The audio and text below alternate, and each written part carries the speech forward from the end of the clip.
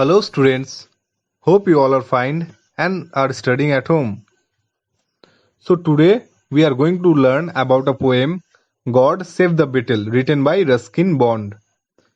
By seeing the heading of the poem, we can realize that the author is asking God to save the beetle. Here beetle is an insect given in the picture. So let's go to the poem.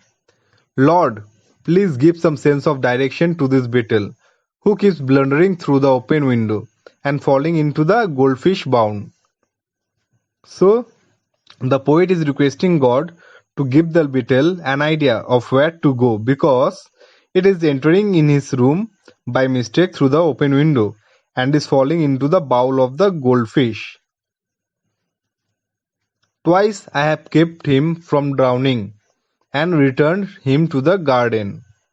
Here the author says that he had saved the beetle 2 times from drowning into the water of the goldfish bowl and had returned him to the garden where it can live safely. But he keeps coming back, zooming and diving about the room until plop.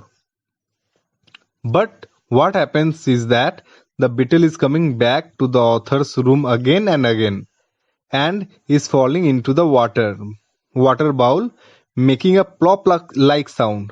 Okay, the insect is coming back to the author's room again and again and it is falling into the water, making a plop like sound. Here zooming means move very quickly, which is referred to the way the beetle is flying. You may have noticed how fast an insect can fly. He is in the goldfish bowl again, swimming round and looking very tired.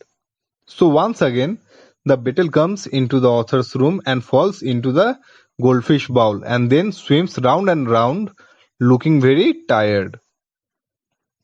In 5 minutes times, I must go to bed. And if you don't get this beetle to look after himself, who will? So, the poet is asking God that within 5 minutes he is going to sleep. Okay? And in his absence, nobody is going to look after the beetle. Therefore, he is requesting God to help the beetle to look after himself.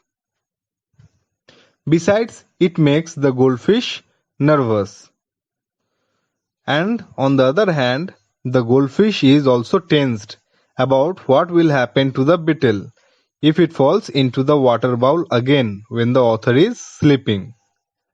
I hope you have understood the poem. Thank you. Take care.